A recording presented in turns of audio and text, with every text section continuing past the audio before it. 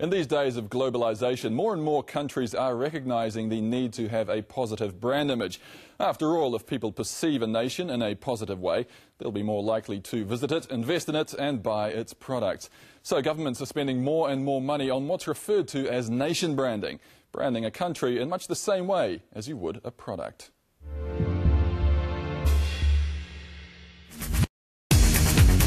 Whether you're a car company or a celebrity or a city, these days it seems everyone's talking about the value of having a good brand image, and countries are no exception. Just ask Simon Anholt, who termed the phrase nation branding 12 years ago. During the last 12 years or so, it's become almost an obsession.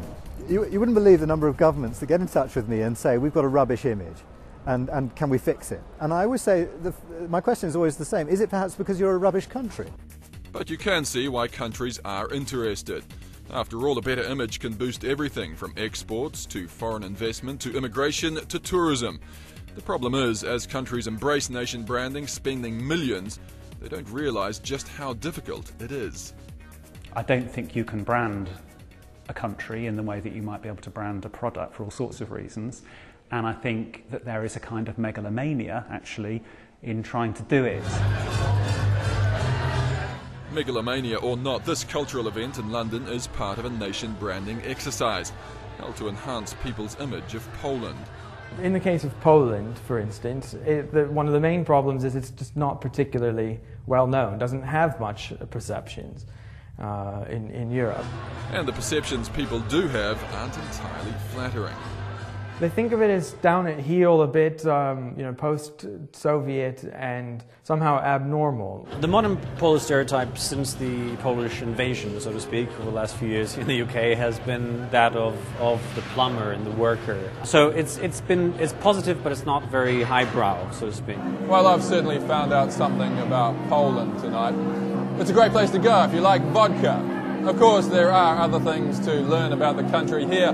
But can an event like this really make a difference when it comes to transforming a nation's image? It's a great example of the painstaking hard work that genuinely shifting a nation's image takes. It's not about ad campaigns or logos or slogans. But why shouldn't countries just use a glossy ad campaign that could reach millions? Ad campaigns are not usually that credible because it's like saying I'm cool. Well, by saying it, you know that it's not true. Very likely, if some bloke comes on the TV and tells me that Kazakhstan is the most wonderful country on earth, I'll just be more persuaded that it's rubbish. Of course, at a cost of billions, one of the biggest nation branding exercises a country can embark on is hosting an Olympic Games, as China has just done. But does that work? And I think what China has discovered is that although the Games have been immensely choreographed, they've also brought the spotlight on things that they don't really want the rest of the world to be talking about. Things like the dubbing of the girl singing the national anthem, and there was and some other things like that, which was kind of the reinforced preconceptions of China. Building a reputation is like filling a bathtub when somebody's stolen the plug. And you pour a big bucket of water in when you host a happy, successful Olympics. But almost by the time you've finished celebrating the success of it, the water's run out and people have stopped thinking about you again. But what about unplanned events? How can they affect a nation's image? In a recent nation branding survey of global media stories, Austria, a country that's normally got a very positive image, plunged to number 146, thanks largely to its recent cellar scandals. I think those sort of bits of bad news make a lot of noise for a relatively short amount of time. As long as it's not in the top 5 things that you know about the place, then it's not really affecting the brand.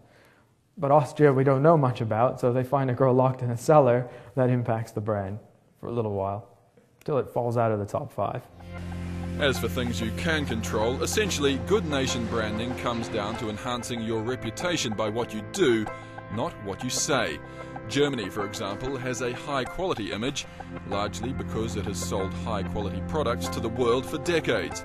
That says more for a country than any marketing could, despite what some PR agencies might say. Most of the time they're wasting, it's a wicked, wicked waste of taxpayers' money. When they're trying to do mass communications, when they're trying to do a Coca-Cola job on a country, that is an unforgivable waste of taxpayers' money. which might be good news for Germany because according to Anholt, it has the best image of the 50 countries surveyed in his latest Nation Brand Index.